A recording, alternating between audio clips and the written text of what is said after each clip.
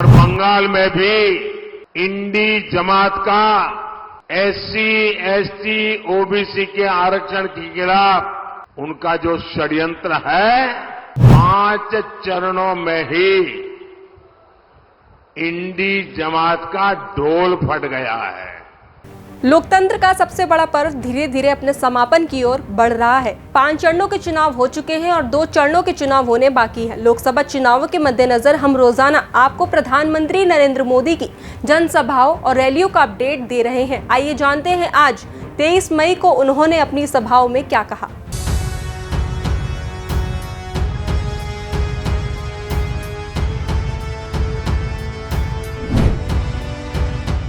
नमस्कार, आप सभी का स्वागत है भारत एक्सप्रेस में और मैं हूं स्नेहा आपके साथ। चुनावी माहौल के बीच जहां प्रधानमंत्री नरेंद्र मोदी बीजेपी नेतृत्व वाली एनडीए को जिताने के लिए ताबड़तोड़ रैलियां कर रहे हैं, तो वहीं दूसरी तरफ कांग्रेस नेतृत्व वाले इंडिया गठबंधन भी सत्ता में वापस लौटने के लिए कोई भी कसर नहीं छोड़ रहे हैं। प्रधानमंत्री लगातार विपक्ष पर हमलावर होते नजर आ रहे हैं, तो विपक्ष भी उनके साथ बीजेपी पर लगातार निशाना साध रही है।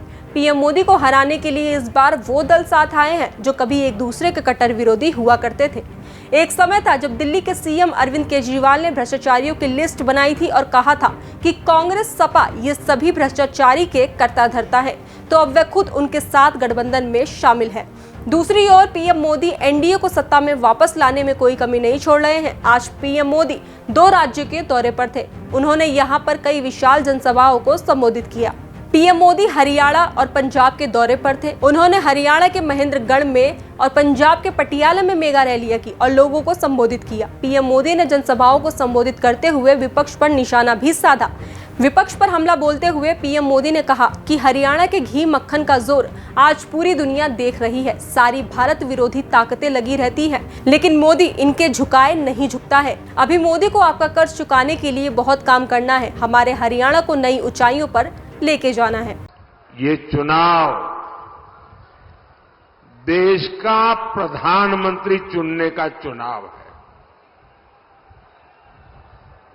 आप प्रधानमंत्री नहीं चुनेंगे, देश का भविष्य भी चुनेंगे। एक और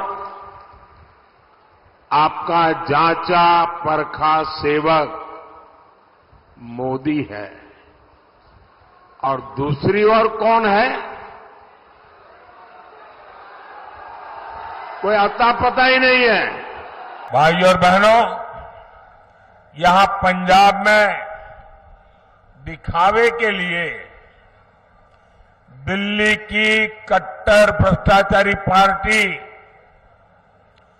और सिख दंगे के दोषी पार्टी आमने सामने लड़ने का नाटक कर रहे हैं।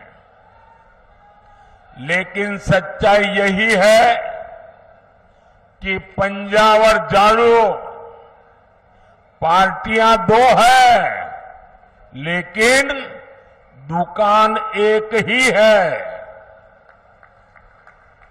यहां के लोग कुछ भी बयान दें, लेकिन दिल्ली में एक दूसरे को कंधे पर उठाकर नाच रहे हैं।